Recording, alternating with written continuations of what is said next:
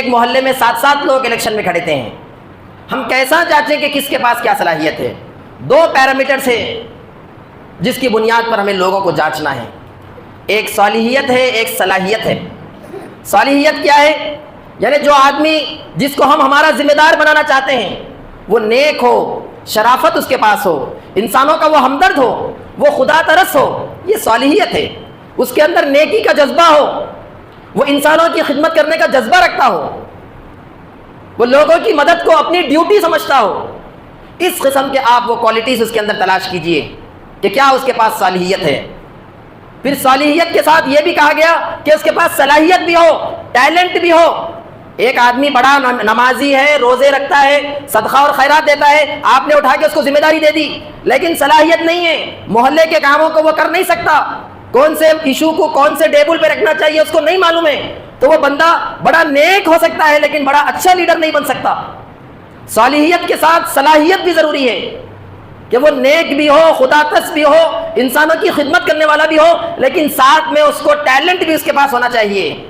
وہ سکل بھی اس کے پاس ہونا چاہیے کہ وہ عوام کے مسائل کو بلدیے کے اندر لے جا کر لوگوں کے سامنے پیش کر سکے، وہ محلے کے روڈ بنانے کے لیے، محلے کی صفائی کے لیے، محلے کے اسٹریٹ لائٹ کے ایشوز کے لیے، محلے کے ڈرینیج کے مسائل کے اندر اس کے پاس اتنا پاور ہو کہ وہ میری اور آپ کی نمائندگی وہاں جا کر کر سکے۔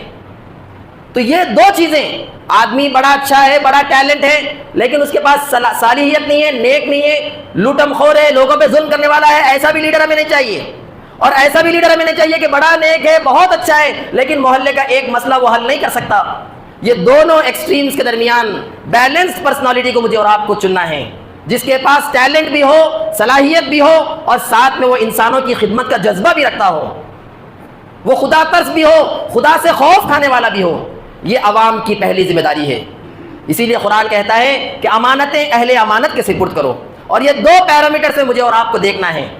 رشتہ داری کی بنیاد پر، تعلق کی بنیاد پر، خاندان کی بنیاد پر، دوستی کی بنیاد پر ہمیں اپنے ذمہ داروں کو الیکٹ کرنا نہیں ہے، بلکہ صالحیت اور صلاحیت۔ اس لیے کہ یہ وہ سوال ہے جو کل قیامت کے دن مجھے اور آپ کو اس کا جواب دینا ہے کہ ہم نے جو امانت سپرد کی تھی، قرآن نے صراحتاً اس کو کہا کہ اے لوگوں جو ایمان لائے ہو، تم امانتیں اہل امانت کے سپرد کرو۔ اب آپ اندازہ لگائیے کہ یہ امانت کو کوئی 1000 روپے میں بیچ دیتا ہے، یہ امانت کو کوئی 2000 روپے میں بیچ دیتا ہے، تو وہ